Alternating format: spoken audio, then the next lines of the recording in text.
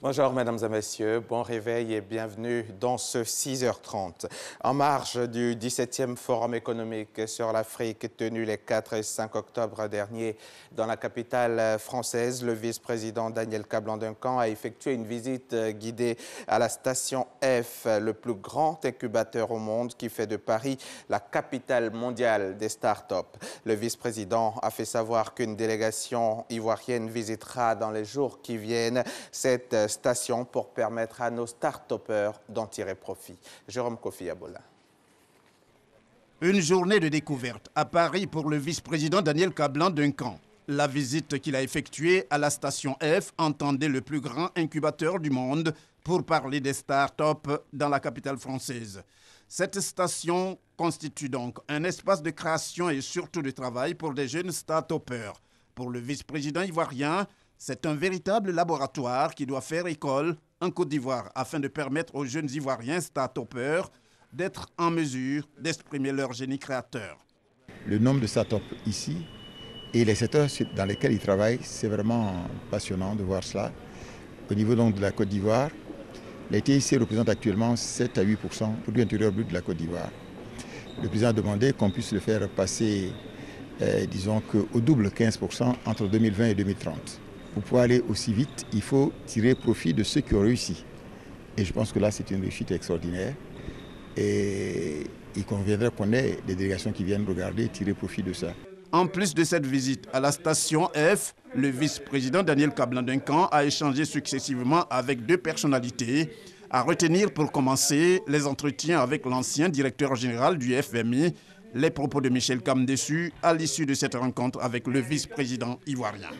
La Côte d'Ivoire a progressé à pas de géant dans sa propre remise en ordre et dans surtout la préparation de l'avenir. Cet entretien pour moi a été vraiment une occasion, une fois de plus, de me réjouir pour votre pays, de voir la manière dont il est conduit et la claire vision de son avenir de ses dirigeants. L'autre personnalité reçue par le vice-président Daniel Kablan-Duncan est le vice-président Afrique de Airbus, Vincent Larnicole, qui s'est félicité de cette rencontre. Nous travaillons déjà beaucoup en Côte d'Ivoire sur un certain nombre de sujets, naturellement avec Air Côte d'Ivoire, qui est un succès que nous apprécions beaucoup. Et donc les discussions aujourd'hui ont porté sur la préparation de visites, je dirais, de très haut niveau ivoiriennes chez Airbus. Et donc nous envisageons effectivement un certain nombre de sujets de coopération, naturellement, qui seront en ligne avec ce que nous avons déjà démarré ensemble. Et nous espérons effectivement une coopération encore plus intense. Le vice-président Afrique de Airbus, à l'instar de l'ancien directeur général du FMI, a aussi indiqué que ces entretiens sont à mettre au compte de la grande confiance dont la Côte d'Ivoire fait toujours l'objet vis-à-vis de ses différents partenaires. Retour ici en Côte d'Ivoire, 138, c'est le nombre de dossiers instruits au titre de l'année judiciaire écoulée par l'Inspection générale des services judiciaires et pénitentiaires, organe en charge de la régulation du secteur judiciaire. Pour cette rentrée, le responsable de cette institution a profité de la cérémonie de réception de matériel informatique de la part de ProJustice pour faire le bilan des actions menées au titre de l'année judiciaire écoulée. Mamadou Kouassi. Fini les vacances judiciaires, place à la rentrée à l'Inspection générale des services judiciaires et pénitentiaires. Occasion pour les responsables de cette structure du ministère de la Justice de faire le bilan de leurs activités. L'inspection générale a pu inspecter toutes les cours d'appel, tous les tribunaux et tous les établissements pénitentiaires du pays, ainsi que des offices de notaires et des études d'huissiers de justice. Elle est même allée plus loin en inspectant également, pour la première fois dans l'histoire de notre justice, l'administration centrale du ministère de la Justice et le parquet général près la Cour suprême. L'inspection générale a instruit au total 138 dossiers disciplinaires qui ont abouti à la traduction devant les différentes instances disciplinaires de 24 magistrats, de 2 greffiers et de 112 agents pénitentiaires. Et ce n'est pas tout. L'instruction de ces 138 dossiers a également donné lieu à des propositions de sanctions contre 3 notaires, 4 huissiers de justice et un agent interministériel. La commission de discipline du parquet, remise en marche et redynamisée, a pu tenir 2 sessions à l'issue desquelles elle a émis des avis sur des sanctions à prononcer à l'encontre de 9 magistrats du parquet. Des résultats réalisés grâce à la contribution des partenaires au développement, dont ProJustice. Cette institution américaine offre pour la 3e fois consécutive du matériel informatique à l'inspection générale des services judiciaires et pénitentiaires. Sans une inspection performante, il est difficile d'avoir une justice efficace. Il est nécessaire qu'il y ait un service performant avec tous les moyens nécessaires pour effectuer ces inspections qui permettent de déceler les éventuelles défaillances. Depuis 4 ans, ProJustice s'est engagé à accompagner la réforme et la modernisation du système judiciaire ivoirien, mise en œuvre par le gouvernement. L'inspection générale des services judiciaires et pénitentiaires a également pour mission la sensibilisation des acteurs du système judiciaire ivoirien, les enquêtes administratives et l'instruction des dossiers disciplinaires. Il n'y a plus de vol à Abidjan-San Pedro. L'aéroport est fermé depuis le 11 août dernier. Des travaux de réhabilitation sont en cours pour lui redonner fière allure. Mais cette fermeture a des conséquences sur les activités économiques dans la ville. Comment les opérateurs économiques et hommes d'affaires vivent cette situation? Élément de réponse dans ce reportage signé Sam Conan. Des couverts dressés, des piscines nettoyées, mais pas de clients, des réservations de chambres et de salles de conférence annulées, c'est le calvaire que vivent les hôteliers de la ville de San Pedro depuis la fermeture de l'aéroport. En moyenne, ils accueillaient par semaine 273 clients pour la plupart des opérateurs économiques. On a perdu à peu près 80% de notre clientèle qui venait pour un jour ou 2 par la compagnie aérienne Air Côte d'Ivoire. Donc les clients ont simplement annulé. Donc les clients pour le mois de vacances, c'est perdu. Maintenant, on est dans la période de la campagne, du café cacao. On est aussi dans une période de rentrée, donc on doit avoir des séminaires et tout. Que ce soit l'aéroport ou la route, mais il faut essayer de faire quelque chose pour que nous, on puisse travailler. Du côté des opérateurs économiques, c'est le même constat. Les activités tournent au ralenti. Une seule alternative, la route qui passe par Gagnoa, et ce n'est pas gagné d'avance. Atteindre Abidjan via Gagnoa, un véritable calvaire. Nous avons des personnalités qui viennent de l'extérieur, nous avons d'autres opérateurs économiques avec lesquels on échange. Il y a une réticence vis-à-vis de ces opérateurs économiques de faire un aller-retour sur San Pedro.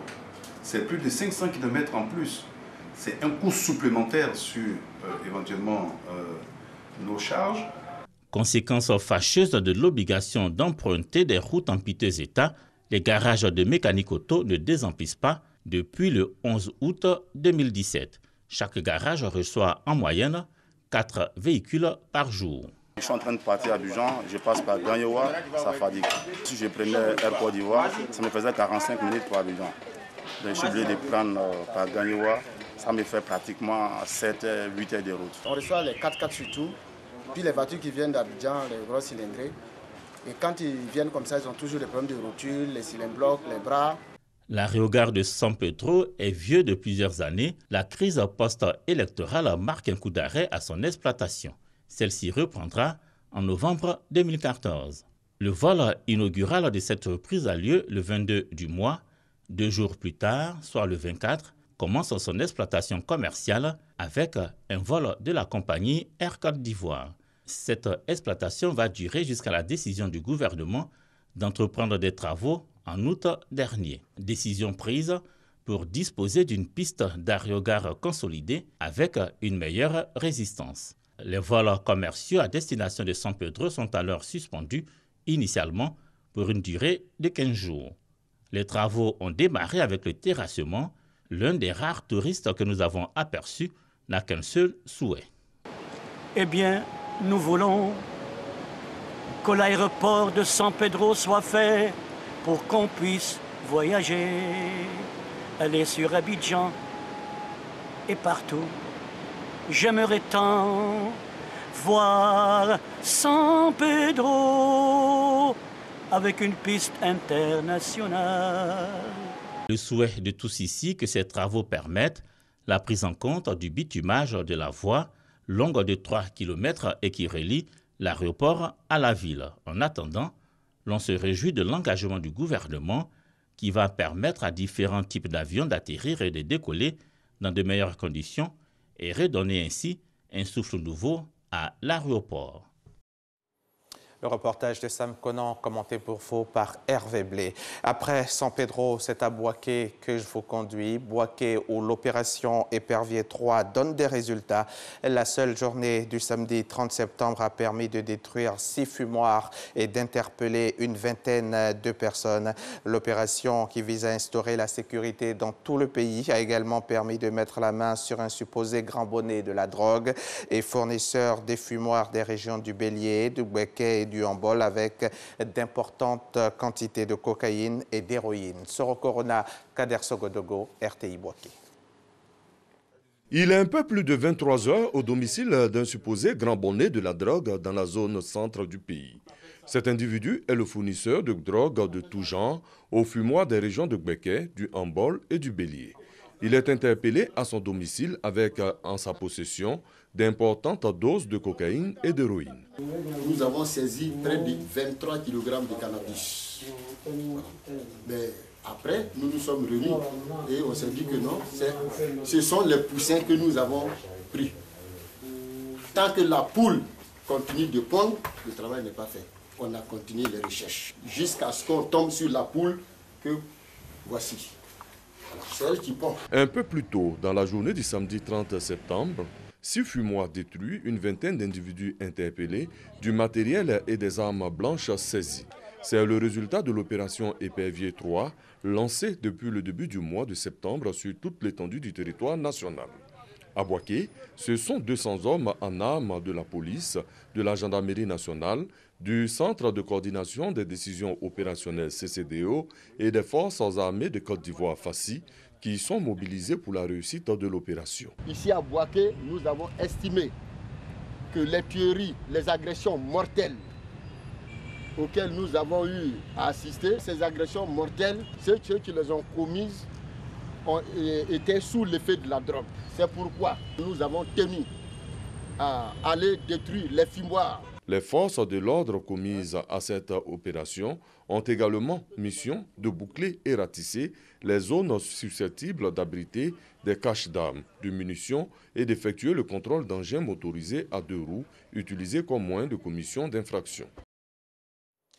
Un réseau de faussaires spécialisés dans la confection de faux documents administratifs vient d'être démantelé dans la commune de Cocody par les éléments de la police du 8e arrondissement de Cocody.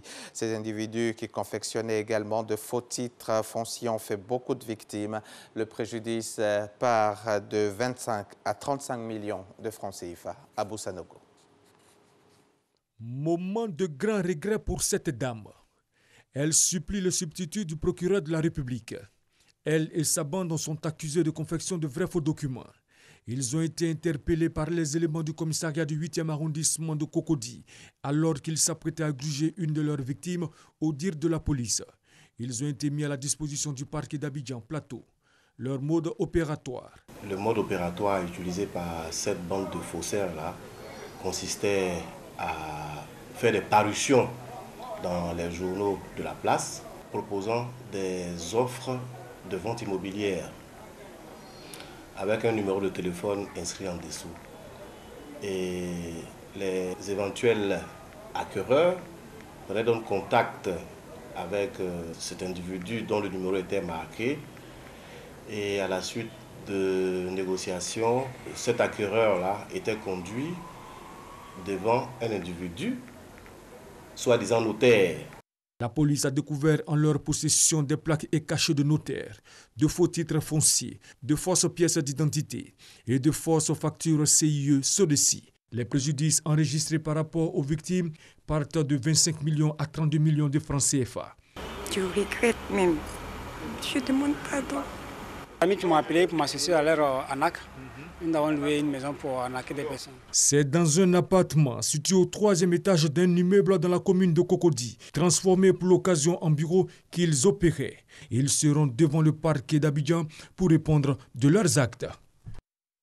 5 garçons et filles provenant de pays de 5 continents parcourent le monde pour parler de paix, de tolérance et de liberté. Des enfants parlant à d'autres enfants, une action soutenue par l'UNICEF, l'Organisation des Nations Unies pour l'enfance. Ce groupe est donc en Côte d'Ivoire pour une série de concerts et il est allé à la rencontre de jeunes filles de l'IFEF de Port-Bouët et des enfants vulnérables de l'hôpital général de Treichville. Franck Quadio. De la joie et des sourires. Ces jeunes filles de l'Institut de formation et d'éducation de la femme IFEF de Port-Bouët ont quelques raisons d'en avoir. La présence dans leur antre de 5 jeunes artistes venus de France, les Kids United, un groupe parcourant le monde et distillant des messages de paix et d'amour. Quel est le message que vous pointez aux enfants de la Côte d'Ivoire? De faire ce qu'on aime, de jamais s'arrêter et de toujours avoir la joie de vivre et de toujours sourire et de toujours y aller à fond, quoi. Mais il n'y a pas que la chansonnette, l'écoute et l'échange priment. Amandine a toute son enfance lutté contre l'analphabétisme. Kids United, tranche d'âge 10 à 17 ans, des enfants dans le vent, ils représentent en fait les 5 continents et ont une caution de taille, l'Organisation des Nations Unies pour l'enfance, UNICEF. Avec l'UNICEF, on est allé dans plusieurs pays, notamment le Sénégal, le Maroc ou le Liban. Et aujourd'hui, c'est la Côte d'Ivoire. Donc on vient soutenir leur action, leurs projets. C'est génial, c'est un message d'espoir. Ça permet aux jeunes, aux Kids United, de transmettre ce qu'ils voient ici. Après Port-Bouët, direction Koumassi, à l'hôpital général, où nous attendent d'autres enfants. Ce sont des enfants en difficulté, pris en charge par l'ONG Femmes Actives. L'idée est de partager ce pan de mur et délivrer des messages. En tout cas, éviter certaines choses. Donc c'est ce message que je véhicule ce matin. Stop au VIH/SIDA. Et elle aussi avait écrit stop aux grossesses au milieu scolaire. Écrire sur les murs, Kids United en fait une chanson. On écrit sur les murs le nom de ceux qu'on aime, des messages. Gabriel représente l'Asie dans le groupe. Il vient du Sri Lanka. Sur sa route, il en croise des plus jeunes, certes, mais bien plus heureux. Sur ma route, oui, je ne compte plus les soucis, de quoi devenir fou, oui, une vie de route. Sur ma route, oui, il y a eu du move, oui, de l'aventure. Kids United et l'UNICEF pour un message d'espoir à la jeunesse de Côte d'Ivoire. Le groupe est à Abidjan pour une série de concerts. Le reportage est signé Marcel Alla. Il a été commenté pour vous par Franck Quadio. Dans le but de permettre à l'Office national des sports de mener à bien sa mission dans le cadre de l'organisation de la CAN 2021, le ministre des Sports et des Loisirs a procédé récemment à la remise de 5 véhicules neufs à l'ONS. On en parle avec Arsène Kouassi, Salif Ouattara, RTI Sport. La professionnalisation du sport en Côte d'Ivoire devient de plus en plus une réalité. Dans le but d'assurer le suivi des travaux de construction et de réhabilitation des infrastructures prévues pour la CAN 2021, en Côte d'Ivoire, le ministère des Sports et des Loisirs a offert 5 véhicules flambant neufs à l'Office national des sports. D'un coût total de 99 500 000 francs CFA, le matériel roulant vient renforcer la mobilité des directeurs départementaux de l'ONS. À vous qui partez aujourd'hui sur le terrain avec ce matériel, soyez conscients de l'importance de la mission qui vous est confiée et soyez à la hauteur de la confiance placée en vous à travers des résultats probants. Et comme il fallait s'y attendre, la satisfaction est à la mesure de l'événement. Au nom de mes collègues, chefs de département, je vous réitère nos sincères remerciements et vous assure de notre dévouement au travail. Nous promettons une bonne utilisation des véhicules dans le respect des missions de l'ONS. La remise de ces véhicules de liaison s'inscrit dans le cadre de la mise en œuvre du plan annuel de performance 2017 du ministère des Sports et des Loisirs. L'actualité internationale, en bref, à partir de ce lundi 9 octobre, plus de 2300 accusés d'appartenir à Boko Haram comparaîtront dans une série de procès inédits à huis clos au Nigeria. C'est une première depuis le début de l'insurrection en 2009. Des procès dont on sait peu de choses et qui suscitent déjà interrogations et inquiétudes. 22 personnes, dont une femme, ont été égorgées dans le territoire de Beni, au nord Kivu, à l'est de la RDC, hier samedi, avant-hier samedi 7 octobre. Le crime est signé ADF et la route Kamango-Mbao est actuellement fermée à la circulation. Les rebelles ougandais ont également attaqué plusieurs positions des FARDC. Pourtant, depuis des mois, la région avait retrouvé un semblant d'accalmie. Grâce aux opérations conjointes menées par l'armée et la MONUSCO, plusieurs campements aux bases de rebelles ADF avaient été démantelés. Et puis pour terminer, sachez que 2 semaines après les élections allemandes, les conservateurs tentent de se mettre d'accord sur une ligne commune avant d'entamer des négociations avec les Verts et les libéraux. Les chrétiens démocrates amenés par la chancelière Merkel ont négocié dimanche durant des heures avec leurs alliés bavarois de la CSU. Une fois de plus, c'est la politique migratoire qui figurait au centre de cette rencontre qui a débouché tard dans la soirée sur un accord permettant aux 2 partis frères de ne pas perdre la face. Fin de ce journal. Merci de l'avoir suivi. Très bonne suite des programmes sur la chaîne qui rassemble.